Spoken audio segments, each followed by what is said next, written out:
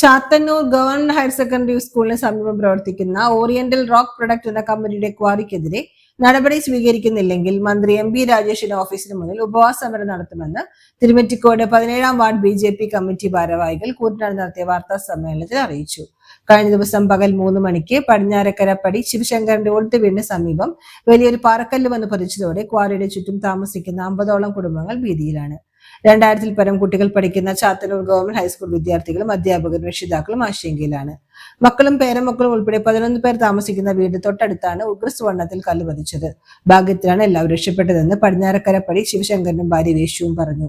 ഇത് സംബന്ധിച്ച് അന്ന് തന്നെ പഞ്ചായത്ത്, വില്ലേജ്, ജില്ലാ collector, mining and geology, SC/ST commission എന്നിവർക്ക് പരാതി നൽകിയിരുന്നതായും ഇന്നേ വരെ ഒരു അന്വേഷണം ഉണ്ടായില്ലെന്നായും ഭാരവാഹികൾ പറഞ്ഞു.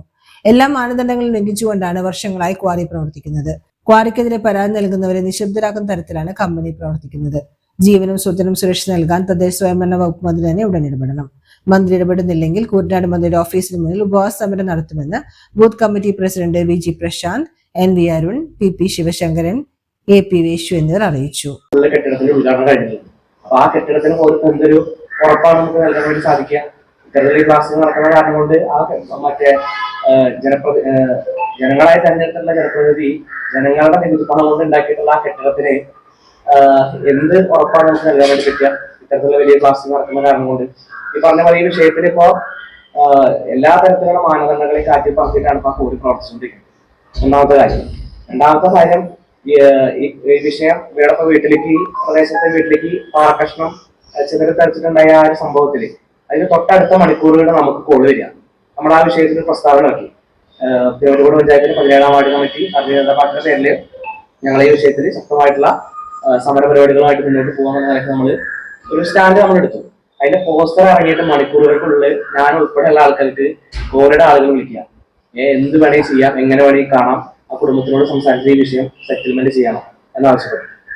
അപ്പൊ ഇതാണ് ഇവരുടെ നിലപാട്. കണക്കൊഴുപ്പ് കൊണ്ട് ഈ പറഞ്ഞിട്ടുള്ള എല്ലാ തരത്തിലുള്ള നിയമ സംവിധാനങ്ങളെ അടക്കം ഇവര് കൈപ്പിടിയിൽ ഒതുക്കുന്ന തരത്തിലാണ് ഇവരുടെ സമീപനം.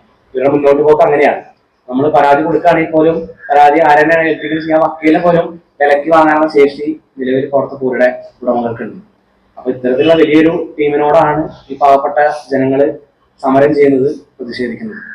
അതിൽ നീതി വേണമെന്ന് ആവശ്യപ്പെട്ടിട്ട് നമ്മുടെ ഭാരതീയ ജനതാ പാർട്ടി 16-ാം വാർഡ് കമ്മിറ്റിയുടെ പേര് നമ്മൾ ജില്ലാ കളക്ടർക്കും അതേപോലെ തന്നെ തഹസീൽദാർക്കും പഞ്ചായത്ത് സെക്രട്ടറിക്കും ഉൾപ്പെടെ നമ്മൾ പരാതി നൽകിയിട്ടുണ്ട്. ഒന്ന്, ഈ 2-3 കാര്യങ്ങൾ നമ്മൾ തീരുമാനിച്ചിട്ടുള്ളത്, ഒന്നിപ്പോ ചാത്തന്നൂർ സ്കൂളിലത്തെ ഇത്രയും വിദ്യാർത്ഥികൾ, ആയിരക്കണക്കിന് വരുന്ന വിദ്യാർത്ഥികൾ പഠിക്കുന്ന ഒരു സ്കൂളാണ്.